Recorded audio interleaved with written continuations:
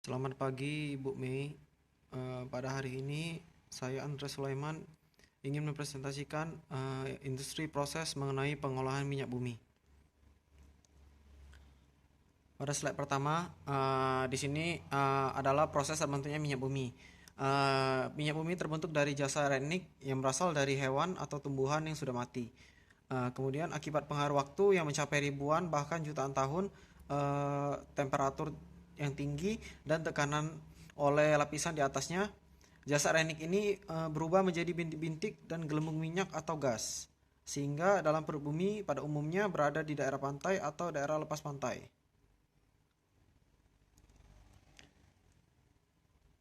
Kemudian ini adalah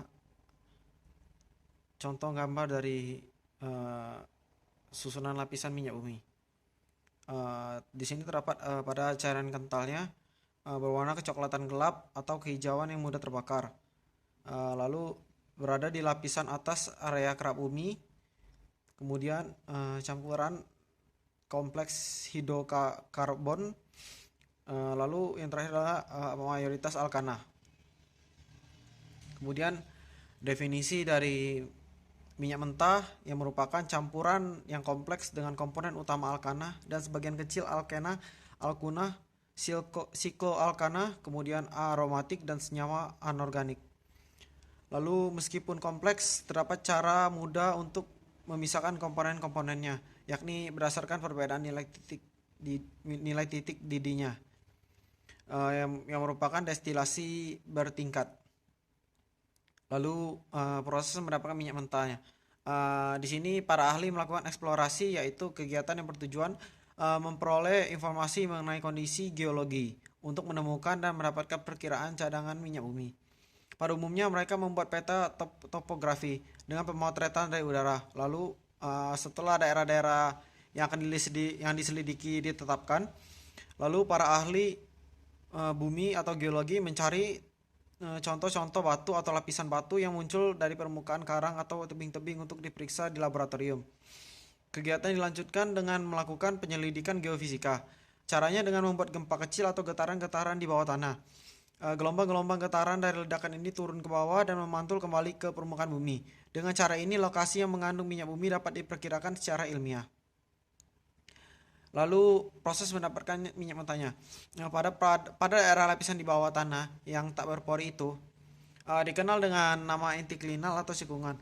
Daerah cekungan ini terdiri dari beberapa lapisan. Lapisan yang paling bawah berupa air, lapisan di atasnya berisi minyak. Sedang di atas minyak bumi tersebut terdapat rongga yang berisi gas alam. Jadi jika cekungan mengandung minyak bumi dalam jumlah yang besar, maka pengambilan dilakukan dengan jalan pengeboran.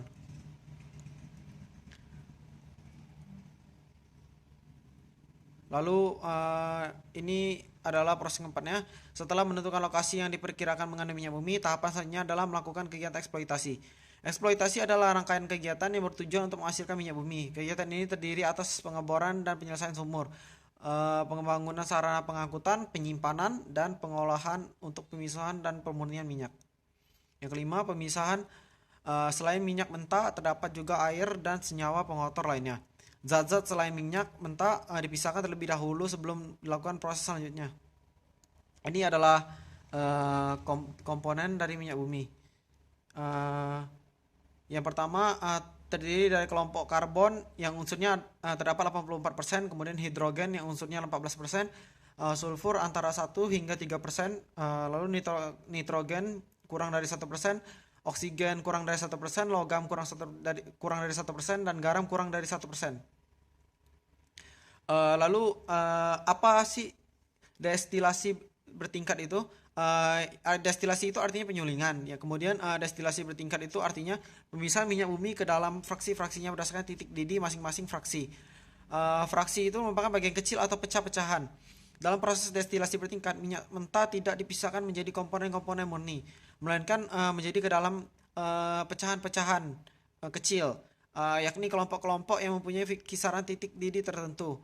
Hal ini dikarenakan jenis-jenis komponen hidrokarbon begitu banyak dan isomer-isomer hidrokarbon mempunyai titik didih yang berdekatan. Kemudian prinsip kerja destilasi bertingkat. Komponen yang titik didihnya lebih tinggi akan tetap berupa cairan dan turun ke bawah. Sedangkan yang titik didihnya lebih rendah akan menguap dan naik ke bagian atas melalui sungkup-sungkup yang disebut menara gelembung. Makin ke atas, suhu dalam menara fraksionasi itu semakin rendah. Hal itu menyebabkan komponen dengan titik didih lebih tinggi akan mengembun dan terpisah, sedangkan komponen yang titik didihnya lebih rendah naik ke bagian yang lebih atas lagi. Demikian seterusnya, sehingga komponen yang mencapai puncak menara adalah komponen pada suhu kamar berupa gas. Di sini bisa kita lihat adalah proses destilasi bertingkatnya. Ini terdapat sebuah tabung ya. Di sini pada lapisan pertamanya terdapat residu ya, kemudian ini adalah minyak pelumasnya dengan suhunya. Yang bagian ketiganya minyak diesel, lalu keempatnya adalah kerosin, dan yang kelima adalah nafta, kemudian yang paling atasnya adalah terdapat bensin. Di sini bensinnya terhubung langsung dengan gas ya. Dan ini adalah merupakan kolom fraksionasinya. Proses destilasi bertingkatnya, minyak mentah pertama-tama dipanaskan dalam boiler, lalu uap minyak mentah yang bergerak ke atas melewati plat-plat atau tray. Setiap plat memiliki banyak lubang yang dilengkapi dengan tutup gelembung yang memungkinkan uapnya bisa lewat.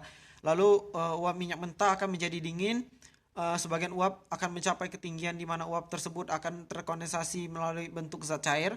Lalu zat cair yang diperoleh dalam suatu kisaran suhu tertentu ini disebut fraksi.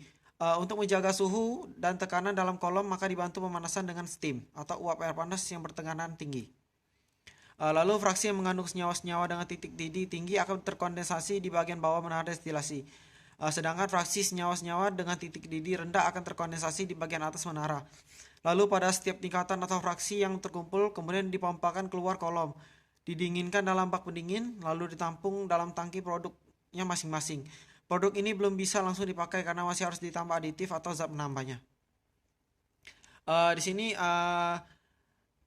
merupakan pembedaan dari minyak mentah. Yang pertama adalah minyak mentah ringan atau light crude oil, mengandung kadar logam dan belerang rendah, berwarna terang dan bersifat encer.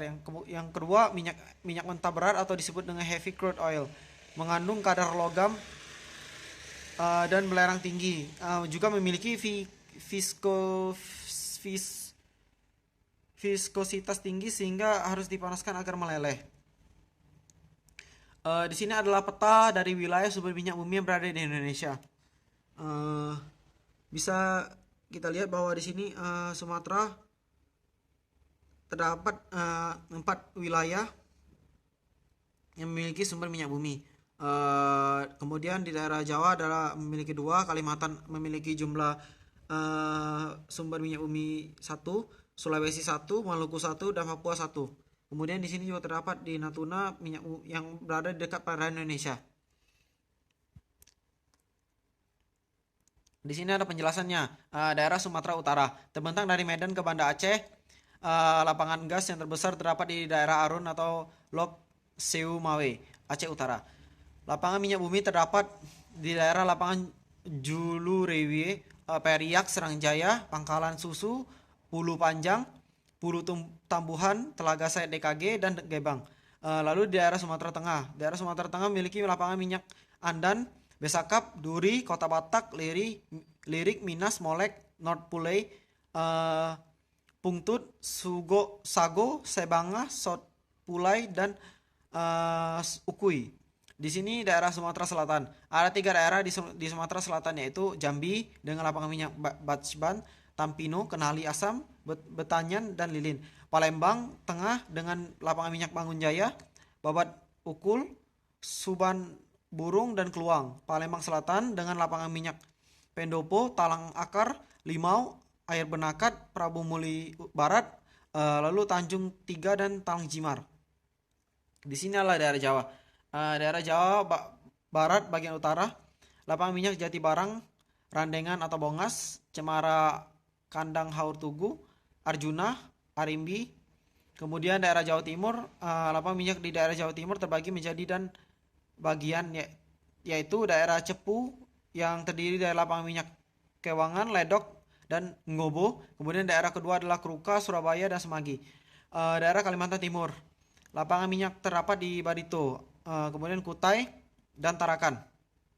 Daerah Laut Cina Selatan, lapangan minyak Natuna Barat dan Natuna Timur. Kemudian daerah Irian Jaya ada 2 daerah pengeboran, yaitu daerah Salawati atau lapangan minyak Klamono, Sele, Klamunuk, Waluyo, dan kompleks Kasim Jaya. Kemudian daerah Bintuni, lapangan minyak Mogoy dan Waisian.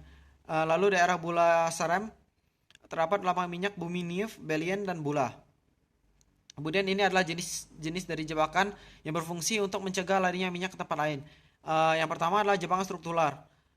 Jebakan tipe struktural ini banyak dipengaruhi oleh kejadian deformasi pelapisan dengan terbentuknya struktur lipatan dan patahan yang merupakan respon dari kejadian tektonik dan merupakan perangkap yang paling asli dan perangkap yang paling penting. Pada bagian ini berbagai unsur perangkap yang membentuk lapisan penyekat dan lapisan reservoir sehingga dapat menangkap minyak disebabkan oleh gejala tektonik atau struktur seperti pelipatan dan patahan.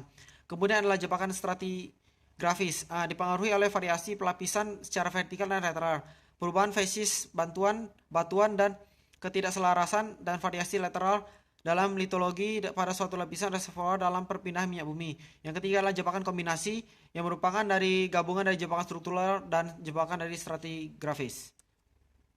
Kemudian ini adalah peta pengolahan minyak bumi. Di sini terdapat dari sumber produksi. Sumber produksi ini menarik minyak bumi yang berada di dalam bawah tanah. Ini uapnya mendorong minyaknya untuk menarik ke atas, lalu dari naik menuju sumber produksi, kemudian fasilitas menuju ke fasilitas produksi. Lalu ini sumur injeksi ini berguna untuk menekan uap agar minyaknya bisa naik ke atas. Lalu uap dihasilkan oleh generator uap. Ini adalah proses pengeboran minyak buminya. Oke, sekian presentasi dari saya Andres Sulaiman. Terima kasih Bumi.